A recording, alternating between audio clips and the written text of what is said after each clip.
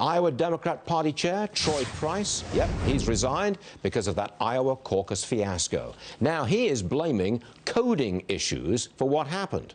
Our next guest says he tested the Iowa caucus app and he found several stunning failures. The CEO of Nowsecure, Allan Snyder, is with us. All right, Allan, briefly, straight to the point, what did you find when you had a look at that app? Well, what we found was it was a very basically simple framework. They downloaded and used the standard.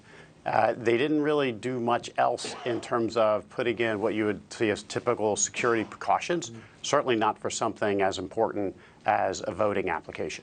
Did they test it at all? It doesn't really appear, I mean, certainly from the results, one would conclude that no, they didn't. When you look at some of the things that were there, I'd say pretty certainly that they did not test it thoroughly enough, because had they done so, they would have found some of the issues. They would not have had the outcome that they had. But if they'd have put it out way before the caucus, weren't they then opening themselves up to being hacked? So that's why they kind of kept it secret and untested till almost to the day of the caucus. Isn't that why they did it? Well, it's hard for me to say why they did what they did. There are many different ways that you could do, private testing, go and use other third-party labs, such as, even using somebody like a Nowsecure to go help do this. So in my view, that's not a really good answer for why you didn't do the appropriate process and testing to build a secure app and to build an app that fundamentally works the way they want it to work when they need it to work. Was it destined to fail right from the get-go?